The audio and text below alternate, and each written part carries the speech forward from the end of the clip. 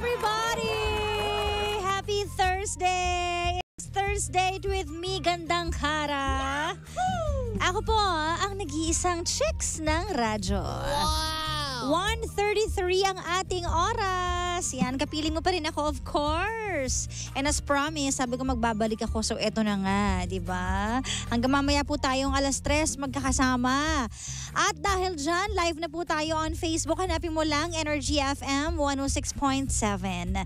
Ayan, kung gusto mo makita yung itsura ko, outfit ko for today, o kung fresh ba ako, o mukha akong kung ano man. Yan, punta po kayo sa Facebook namin para makakomment ka rin at malay mo, mabati ka din dito, di ba? Punta ka na, dali! DJ Kara o kaya naman Energy FM 106.7. And I feel so young today. Ayan, comment down kung ano yung bago sa akin mismo. Ayan, sige nga kung mahuhulaan nyo, ano yung bago sa akin? May nakikita ba kayong kakaiba? Nako, ayan, sige. Hulaan pala ito. Walang premyo, pero hulaan mo na lang. Gusto ko lang magtanong, di ba?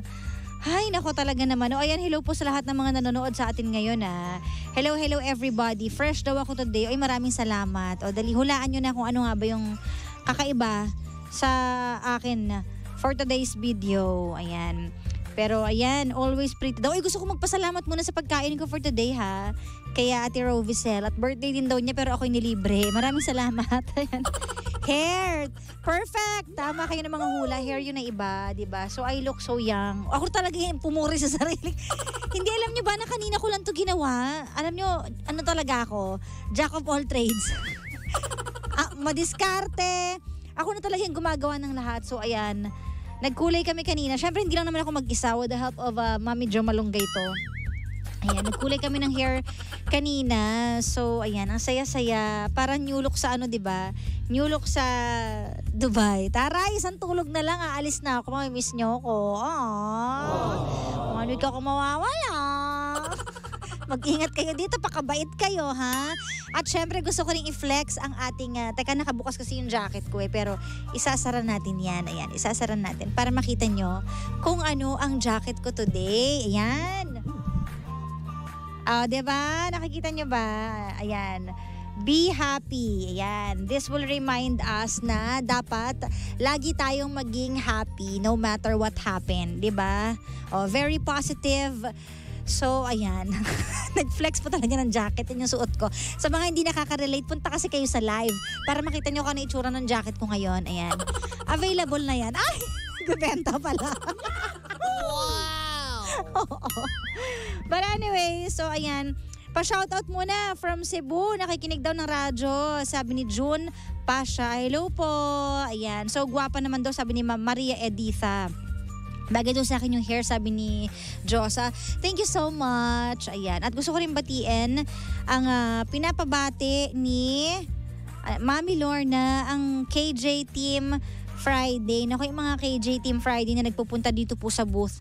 May miss nyo kami. Oh. Mami Olet and Mami Doyat, hello. And kaya Ate Lorna, ayan, hello po sa inyong lahat dyan. Ayan, sa mga nandyan sa Dubai, yan, isang tulog na lang po. Magkita-kita po tayo dyan. Oo. Mag-ano na lang kayo, mag-update na lang kayo sa akin. Magpo-post naman ako ganyan. So, alam nyo na. But anyways, eto na nga, ituloy na natin ang kasiyahan natin ngayong Thursday. Oo, sa mga tea lovers out there na nag-cha-cha, hello po sa inyong lahat. Alam nyo ba na meron tayong MX3 tea with pandan?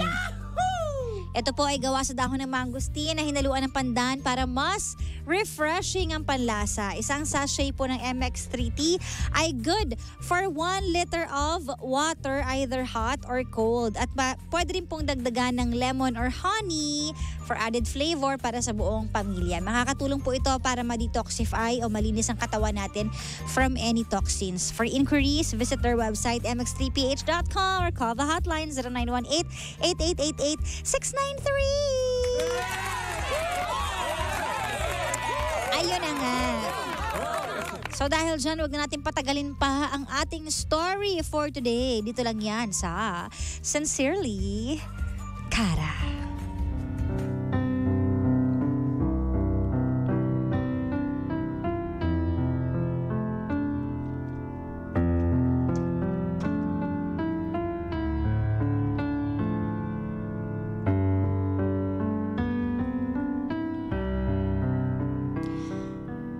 May mga pangyayari sa buhay natin na hindi natin inaasahan.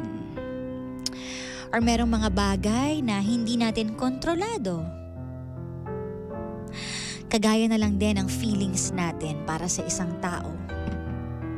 Pero paano nga ba kung hindi tama yung nararamdaman natin? Kaya mo kayang kontrolin yun? Ito ang story ni Claire, 28 years old at isang preschool teacher sa isang private academy dito po sa Manila. Mahal na mahal niya ang trabaho niya, ganun din ang pagmamahal niya sa mga bata. Kumbaga passion niya talaga ang ginagawa niya. Pero this new academic year daw ay na-confused na siya sa kaniyang nararamdaman. Sa kanyang trabaho, nakakahalubilo niya ang parents ng mga tinuturuan niya. Kaya naman, nagkataon na yung isang tinuturuan niyang estudyante, nakakahalubilo niya yung daddy nito. At yung taong ito, unti-unting napapalapit sa puso niya. To the point na nagkaka-chat, nagkaka-text at nabibigyan pa siya ng mga flowers and chocolates na para bang nanliligaw na nga sa kanya. Kaso nga lang ang problema, may asawa at nasa ibang bansa. Mayroon silang LDR problem kaya hindi raw maganda ang pagsasama nila. Ang tanong ni Claire, susugal nga ba siya kahit may asawa pa itong taong ito? Let's hear it straight from the heart of our voice sender for today. Dear DJ Kara, I'm Claire, 28 years old. I'm currently a preschool teacher sa isang private academy dito sa Manila. I love my job, I love kids, and I love teaching young minds. Pero this new academic year, nako-confuse ako sa nararamdaman ko. Since ang handle ko ay preschoolers, madalas ko ring makahalubilo mga parents nila. I have this one boy student na laging hatid sundo ng daddy niya dahil nasa ibang bansa ang asawa niya. Kahit mag-isa siya, kompleto lagi ang needs ng anak niya. May assignments palagi, hindi nalilate, at malinis. I saw in him a very dedicated father figure. I admire that of him. Sa katunayan po, naging close na rin kami. Sa ilang buwan na ako ang advisor ng anak niya. Nagte-text po siya para kamustahin ang anak niya. Tapos biglang sesegue kung kumusta na ako, kung kumain na daw ba ako, kung nakakapagpahinga daw ba ako, o kung pagod na ako. May times pa na binibigyan niya din ako ng food kapag may event sa academy. May pa-flowers at saka chocolates. Close rin kami ng anak niya at sinasabing ako ang favorite teacher niya, which is nakakatuwa. Pero hindi ko alam kung tama bang kiligin ako o nag-a-assume lang ako. Kasi may asawa siya sa abroad At nabanggit niya pa na lumalayo ng loob niya dito dahil hindi siya sang-ayon sa LDR. He never said that he likes me, pero yung actions niya parang may pinapahiwatig. DJ Kara, nagiging kabit ba ako sa ginagawa ko?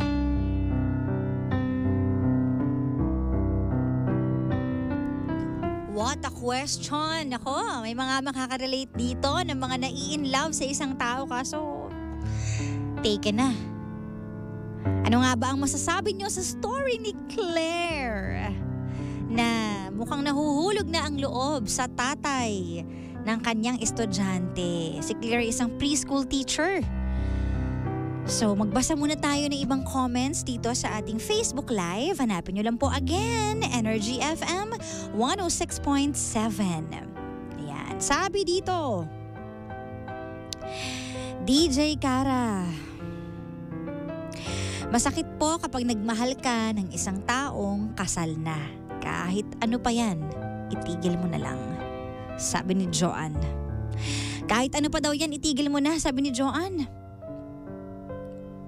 Ito pa, Teacher Claire, teacher ka naman. Turuan mo ang puso mo na magmahal na walang sabit. Lalo na kung ikaw ay magiging kabit. Sabi ni Rocky, grabe naman yun. Teacher ka, nagtuturo ka, pero kaya mo nga ba talagang turuan ang puso, no? Hirap niyan. O ito, sabi dito, Claire, mahirap ang ganyan. Huwag ka magpadala sa maling nararamdaman mo. Iwasan mo na yan dahil maaari nang namimiss lang niya ang asawa niya. Maghanap ka ng para sa'yo, sabi ni Ate Marites. Oo nga no, baka nag-away lang sila or naghahanap lang siya ng masasandalan kasi malayo eh. Naku, you'll never know. Kung bumalik yan bigla bukas, edi tapos ang laban. Diba? Totoo naman. Paano yon? O ito, sabi pa dito.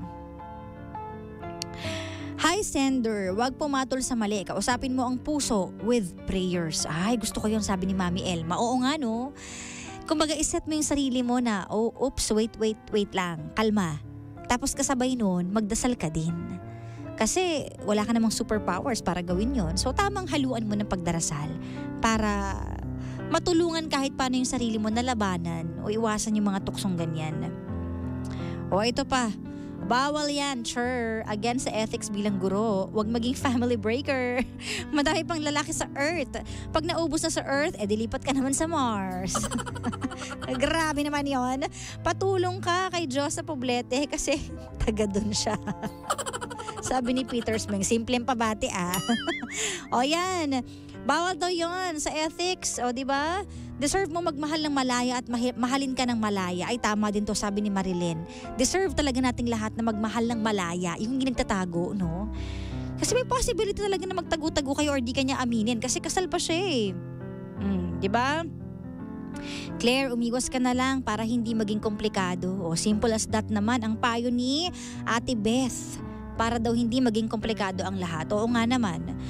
Respeto rin sa asawa, babae ka din. As a teacher, myself, Eduk 101, sabi ni Ate Arlene. O respeto rin dun sa babaeng nasa abroad. Kawawa nga naman din. Siyempre, hindi natin alam kung anong work sa abroad dun, OFW, kung nangungulila. Or baka may pinagdadaanan kaya inaaway lagi yung asawa, kaya sila may rigo dun lagi. Di mo alam kung ano talaga yung sitwasyon nila. Layuan ng temptation, period. Sabi ni Ate Jonah. Very well said. Layuan ang temptation. Pero paano mo nga ba malalayuan ng temptation? Yan ang malaking tanong. Paano ka nga ba iiwas sa tukso? Lalo na kung merong isang taong nagpaparamdam sa'yo na may asawa na. Kahit pa sabihin na nagkakaproblema sila or hindi na sila okay, but still, kasal pa rin sila. Diba? Paano mo nga ba iiwasan yun? Lalo na kapag ang puso mo ay parang lumalambot na para sa kanya at nahuhulog na ang loob mo sa kanya. Ang malaking tanong dito, why waste time on a married man rather than find a single man? Diba? Always remember, he has made that promise to someone before. And he took sacred vows with his wife, promising to be only her. So ibig sabihin, meron na siyang pinanghawakan at binitawang pangako sa isang babae. At hindi niya natupad yun. Paano pa kaya sa'yo?